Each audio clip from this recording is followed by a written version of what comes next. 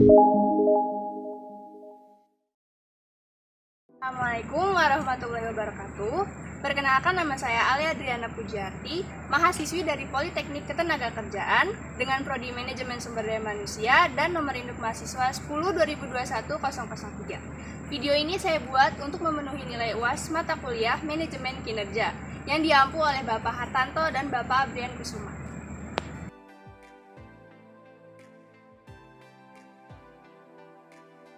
Nah, pada kesempatan kali ini aku mau membahas tentang manajemen kinerja nih teman-teman. Sebelumnya kita cari tahu dulu yuk, apa sih pengertian dari manajemen kinerja? Pengertian manajemen kinerja menurut para ahli, yaitu menurut Armstrong, manajemen kinerja adalah suatu pendekatan strategis dan terpadu untuk menyampaikan sukses yang berkelanjutan pada suatu organisasi dengan memperbaiki kinerja karyawan yang bekerja di dalamnya dan dengan mengembangkan kemampuan tim dan kontributor individu. Sedangkan menurut Schwartz, manajemen kinerja adalah suatu gaya manajemen yang pada dasarnya itu adalah komunikasi secara terbuka antara manajer dan karyawan yang menyangkut pencapaian tujuan dengan memberikan umpan balik dari manajer kepada karyawan dan begitu pun sebaliknya. Dan begitu pula dengan penilaian kinerjanya. Sedangkan menurut Bakal, manajemen kinerja adalah suatu komunikasi yang berkesinambungan dan dilakukan dalam kemitraan antara seorang karyawan dan atasannya langsung. Kemudian proses ini itu meliputi kegiatan membangun harapan yang jelas serta pemahaman mengenai pekerjaan yang akan dilakukan oleh seorang pegawai. Sehingga dapat disimpulkan bahwa manajemen kinerja itu merupakan suatu kegiatan yang dilakukan untuk memastikan bahwa sasaran atau target pada suatu perusahaan atau organisasi itu sudah sepenuhnya terpenuhi atau belum.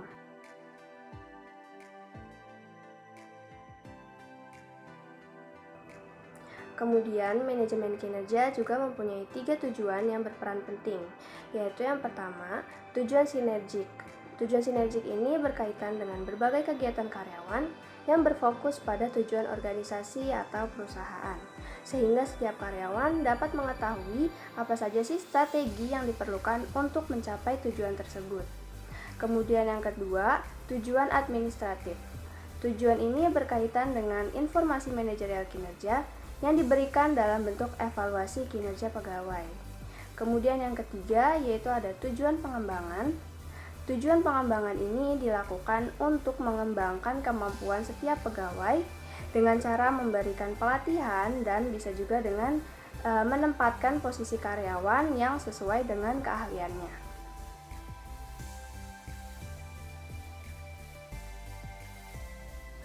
Selain daripada tujuan, manajemen kinerja juga memiliki 5 tahapan yang harus dilakukan secara beruntun atau teratur untuk dapat memenuhi kualifikasinya. Nah, apa saja sih 4 tahapan itu? Yuk kita bahas. Yang pertama yaitu tahapan perencanaan kinerja.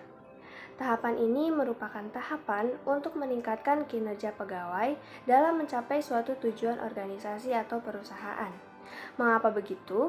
Karena pada tahapan ini, pimpinan atau pihak manajemen atau pihak direktur atau bahkan atasannya akan melakukan diskusi kepada pegawai terkait dengan apa saja sih hal-hal yang ingin diraih oleh perusahaan, baik itu dalam jangka waktu tertentu maupun secara keseluruhan.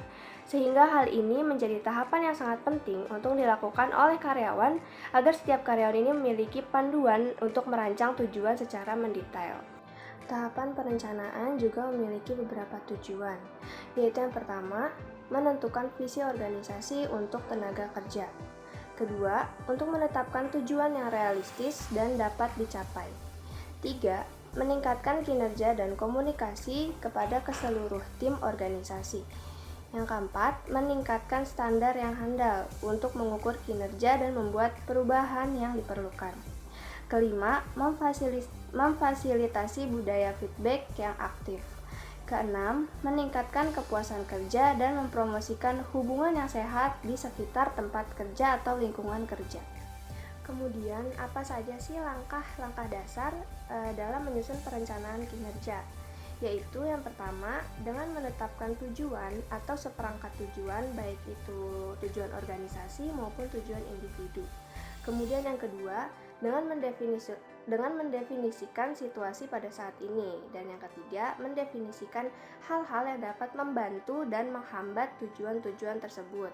Kemudian yang keempat, kembangkan rencana atau lakukanlah rencana tersebut yang sebelumnya itu sudah dibuat untuk dapat mencapai tujuan. Kemudian yang kedua ada tahapan pelaksanaan, pemantauan, dan pembinaan kinerja. Tahapan ini dilakukan untuk memastikan apakah tujuan yang dibuat pada sebelumnya itu sudah tercapai atau belum. Nah, mungkin dari teman-teman masih ada yang bingung apa sih tahapan pelaksanaan, pemantauan, dan pembinaan kinerja itu seperti apa gitu. Pelaksanaan pemantauan dan pembinaan itu contoh seperti program pelatihan karyawan atau training. Jadi dari program tersebut, kita sebagai HR berperan untuk melakukan pemantauan dan pembinaan terhadap para karyawan agar tujuan perusahaan dan jenjang karir pegawainya ini bisa tercapai. Karena dengan program ini pegawai akan merasa termotivasi dan akan meningkatkan kinerja mereka bagi perusahaan. Tahapan pelaksanaan juga memiliki beberapa tujuan, antara lain yaitu yang pertama, untuk menciptakan kerjasama yang lebih efisien.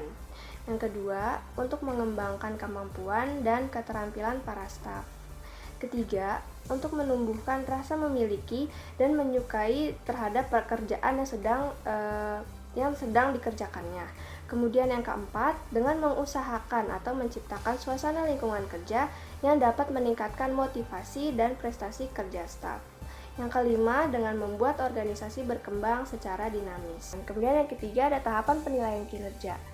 Sama seperti yang sebelumnya, tahapan penilaian kinerja ini dilakukan untuk memastikan dan mendiskusikan apakah tujuan perusahaan yang sebelumnya itu sudah ditetapkan dengan baik atau belum. Tahapan penilaian ini berupa KPI, baik itu KPI individu, organisasi, maupun perusahaan. Kemudian, ada 3 macam kriteria yang sering digunakan dalam proses penilaian kinerja, yaitu yang pertama, dengan menggunakan kriteria hasil kerja individu. Jadi, jika hasil kerja adalah aspek kerja yang diutamakan pada jabatan tersebut, maka hasil kerja individu dapat dijadikan sebagai kriteria penilaian. 2. Menggunakan kriteria perilaku. Pada banyak jabatan, memang sulit untuk menentukan keluaran tertentu yang dapat dijadikan kriteria penilaian. Pada jabatan semacam ini, pihak manajemen dapat menggunakan perilaku sebagai kriteria penilaian, sebab perilaku merupakan faktor penentu efektivitas kerja para karyawan. Perilaku yang dinilai tidak selalu berperilaku yang secara langsung berkaitan dengan produktivitas. Yang terpenting, perilaku tersebut membantu efektivitas kerja pada organisasi. Yang ketiga, menggunakan kriteria traits. Traits adalah karakteristik individu yang sering tampil dan menggambarkan tingkah laku individu. Traits adalah kriteria penilaian yang paling lemah karena dari ketiga kriteria yang ada, traits adalah yang paling jauh dari performa individu yang sebenarnya. Sifat yang baik atau dapat diharapkan adalah kriteria yang terkait dengan performa kinerja. Nah, dalam interaksi sosial, sifat-sifat semacam ini cenderung untuk diperhatikan orang lain, termasuk oleh atasannya langsung. Yang keempat, itu ada tahapan tindak lanjut kinerja. Tahapan ini dilakukan untuk mengidentifikasi suatu permasalahan pada perusahaan. Nah, tahapan tindak lanjut ini pada dasarnya terdiri dari reward dan punishment. Kemudian yang kelima, ada tahapan sistem informasi. Tahapan ini merupakan kombinasi dari prosedur kerja dan teknologi informasi yang sudah terorganisir. Jadi pada tahapan ini dilakukan untuk memberikan informasi terkait dengan perusahaan, produk, kinerja pegawai, dan informasi lainnya untuk dapat menunjang dan mencapai tujuan perusahaan. Sekian pemaparan yang dapat saya sampaikan, semoga bisa bermanfaat bagi teman-teman semua. Kurang lebihnya mohon maaf.